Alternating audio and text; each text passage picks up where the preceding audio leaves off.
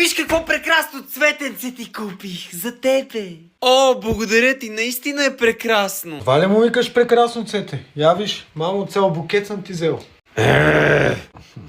Уау, определено това ми хареса повече, ще взема него. Мамо, купих ти страхотен парфюм и то е на марката Хуго. Много е хубав, за 50 лева. Еха! То пък, какво ми се фали с този умрелия парфюм от 50 лева? Виж, мамо, какво съм ти купил? Портмоне на Hugo Boss, 250 лева. Майко, любимото ми портмоне. В крайна сметка, кой си не избираш, мамо? Кой? Изборът е труден. Ами нито един, вие сте ми в разход. Само давам пари за вас, плащам учебници, плащам за дрехи, всичко плащам. О, не!